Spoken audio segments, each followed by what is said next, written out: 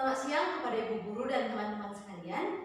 Di sini kami dari kelompok 1 kelas 11 MIPA 1 akan mempresentasikan hasil diskusi kelompok kami.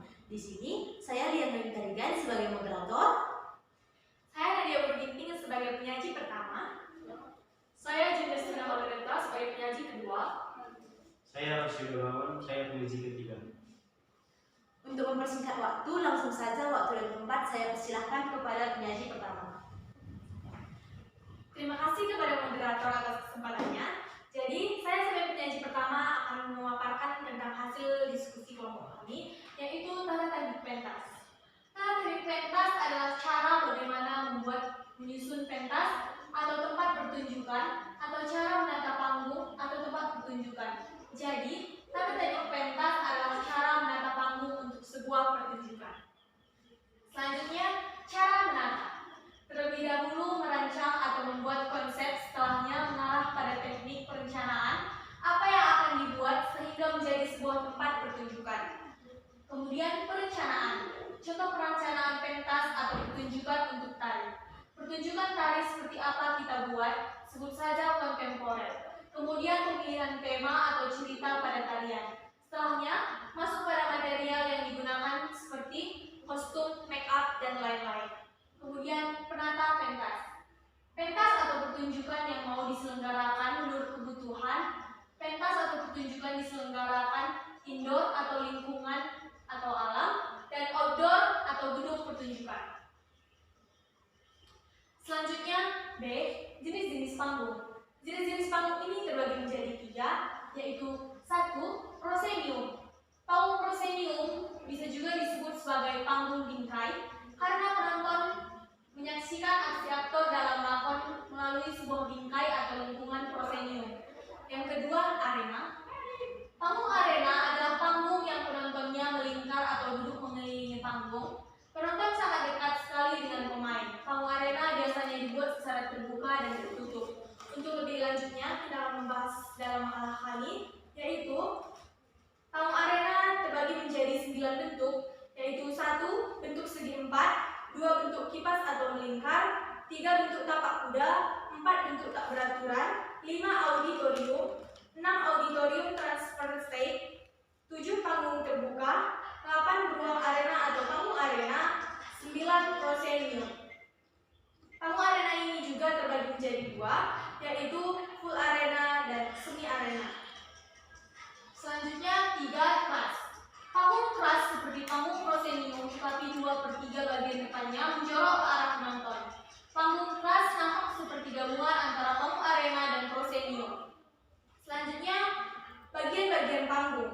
Bagian-bagian panggung terbagi menjadi 24 bagian, yaitu 1. Border, 2. Backdrop, 3. Button, 4. Penutup atau flies, 5. Rumah panggung atau stagehouse, 6. Catwalk atau jalan sempit, 7. Tirai besi, 8. Latar panggung atas, 9. Sayap atau sayap samping, 10. Layar panggung, 11. Trap jungkit, 12. Tangga, 13. apron, 14. bawah panggung, 15. panggung, 16. lubang orkestra, 17. floor atau front of house, 18. langit akustik, 19. ruang pengendali, 20. bar, 21. foyer, 22. tangga, 23. auditorium atau rumah, dan yang terakhir ruang ganti pemain.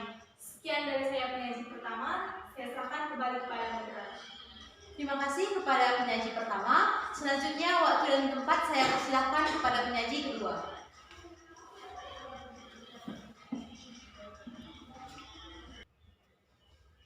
Terima kasih atas kesempatannya kepada moderator. Di sini saya akan melanjutkan pemaparan dari hasil presentasi kami, yakni bagian C, jenis-jenis lampu atau lighting, terbagi atas 2 bagian, yakni yang pertama street light, terbagi atas 2 bentuk lagi, open system atau sistem terbuka, dan compartment system atau sistem kompartemen. Yang kedua spotlight, terbagi atas 5 bagian, yang pertama Fresnel spotlight, yang kedua plano convex spotlight, yang ketiga ellipsoidal spotlight, dan yang keempat hollow spotlight, serta yang kelima floodlight.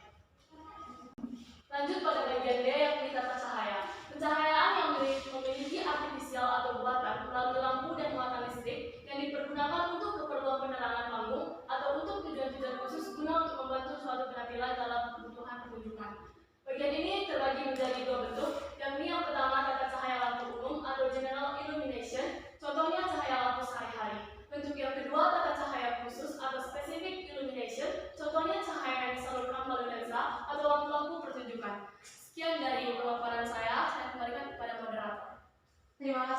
kepada penyaji kedua. Selanjutnya waktu dan tempat saya persilahkan kepada penyaji ketiga. Terima kasih atas waktu dan tempatnya. Saya akan menunjukkan pemaparan hasil diskusi kami, yaitu tugas dan tanggung jawab penanganan bahaya. Terbagi atas 5. 1. Menafsirkan skenario bersama saudara. 2. Menggali simulasi gagasan identitasnya melalui tahap awal yang disebut working with the text.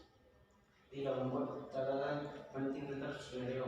4. Bekerjasama dengan tim produksi para penonton lainnya. 5. Memahami dan menguasai tata cara cahaya atau light equipment, atau menguasai cara pengendalian lampu sangat perlu. Selanjutnya, sarana pengendalian lampu. Terbagi atas 4. Intensitas kekuatan cahaya atau tebal atau tipisnya cahaya. 2. Warna, yaitu berkaitan dengan suasana. 3. Distribusi pencahayaan atau pemberian pencahayaan. 4. Gerakan, pemilihan ruang. Selanjutnya, prosedur tata cahaya. Terbagi atas 9, yaitu planning rancangan. 2. Desain rancangan. 3. Build-in konsep. 4. Bikin tempat lalu dalam penonton.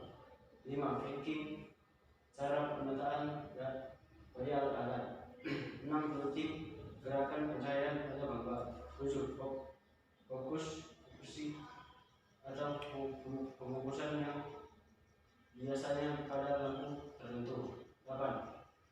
Performing pemakaian cahaya atau memberikan cahaya. 9. Zoom out konsep keluar. Selanjutnya macam-macam lampu. Terbagi atas 6. 1. Scope. 2. Profil. 3. Lampu efek. 4. Border. 5. Godo. 6. Filter. Sekian dari saya kembalikan ke moderator. Terima kasih kepada para penyaji. Maka dari hasil diskusi kami memperoleh kesimpulan. Jadi tata teknik pentas adalah cara menata panggung untuk sebuah pertunjukan. Seorang yang melakukan tata teknik pentas atau penataan sebuah panggung disebut sebagai seorang kreator. Sebelum melakukan sebuah penataan alangkah lebih tepatnya, bila seorang kreator mempunyai konsep untuk melandasi penataan yang akan dilakukan pada sebuah pertunjukan, di mana konsep merupakan sebuah kompas yang mampu memberikan suatu petunjuk dan gambaran bagi seorang penata panggung. Suatu konsep dapat kita buat dengan merancang atau membahas tentang pertunjukan apa yang akan dipertunjukkan atau dipentaskan. Misal katakan saja kita akan mementaskan sebuah pertunjukan tari. Tari yang dimaksud di sini adalah tari kontemporer. Kemudian setelah itu kita akan menentukan tema yang akan diangkat. Misalnya tema tentang sebuah permainan rakyat yang seperti apa yang akan diangkat, dan permainan rakyat daerah mana. Nah, sekian presentasi dari kelompok kami. Semoga bermanfaat dan Terima kasih.